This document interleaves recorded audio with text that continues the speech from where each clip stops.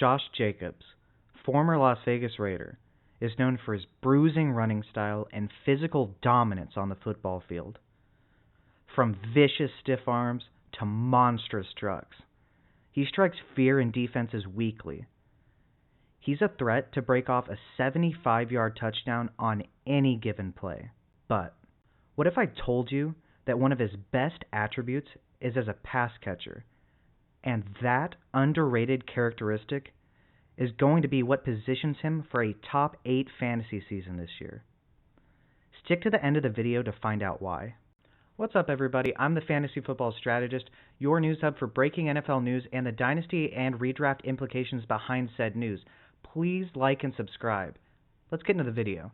So, in a report by Jack Murray of Bleacher Report, Fantasy Alert, Josh Jacobs running real routes after signing Packers contract. The former Las Vegas Raiders running back said during an appearance on NFL Network's The Insiders that his new coach has him running real routes in practice.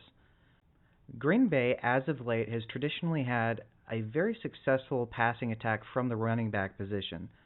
Now, this was primarily through Aaron Jones. A.J. Dillon has a long reception here and there, but it's not necessarily his skill set. He doesn't really have much of a skill set, to be honest with you, but this isn't about him. Josh Jacobs, however, is a credible receiving threat. And when we think about the Packers' backfield now, they do not have Aaron Jones. They did draft Marshawn Lloyd, who isn't a bad receiver by any means. He's a good receiver, but he's a raw rookie. He does have some fumbling concerns, and they just signed Josh Jacobs to a 3-year deal that's really more of a 2-year deal. So they're going to look to maximize as much value and extract all of the yards out of him that they possibly can. And they're going to be able to use him as a threat, as a receiver. And they're going to do this in a way to protect Jordan Love. So Josh Jacobs has always been thought of as this bruising tailback, and while he is that, he's also a good receiving back. Let's get into some stats here. Standing at 5'10", 220 pounds with a 31.6 BMI, well over the 30.0 threshold for being a bell cow, we see that Josh Jacobs perfectly fits the profile to be their featured back in Green Bay. Now, the 3-year contract also shows that they do intend to, at least for a year or two, have him as their primary bell cow back. Plus, with him being 26.4 years old, the bell curve for an aging running back really doesn't hit until 27, 28, so we should have another season or two of fantasy dominance for us. So when we look at his targets per year, they started out small, but then they progressively got larger and larger throughout his career.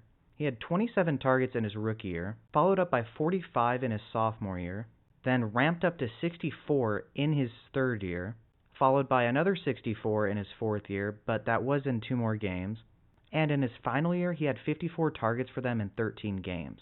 Then when we look at his receiving yardage, he had 166 in his rookie year, followed by 238 in his second year, then he bumped that up to 348 in his third year. In his fourth year he had a career-high 400, and this past year he had 296, but this was also only in 13 games, so you could extrapolate that out, and he would have had over 300 yards.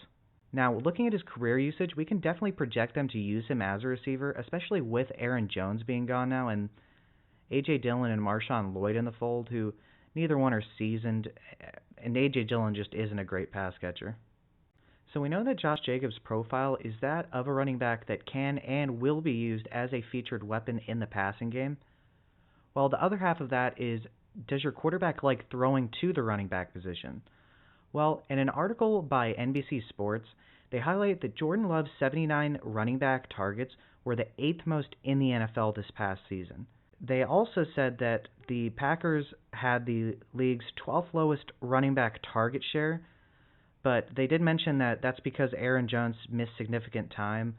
So during his healthiest stretch from weeks 6 to 9, 60% of Love's throws to running backs were of the first read variety, meaning that, yes, he's willing to pass to running backs, but not only that, he was looking to pass to running backs. That was his first read. In Matt LaFleur's offense, the Shanahan scheme, They love to use the running back as a weapon in the passing game. Hence what the 49ers have been doing with Christian McCaffrey. Now imagine that you have someone who's definitely less talented as a receiver than McCaffrey, but much, much larger. It goes on to further state that this should be welcome news for new Packers lead back Josh Jacobs. That Jacobs, trapped in a hideously ineffective offense, managed just 37 catches on 54 targets this past year, but that only tells part of the story.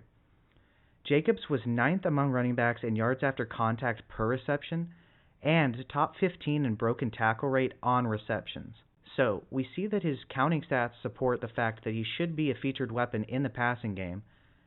But not only that, we know that he is going to be Jordan Love's first read on a good amount of targets.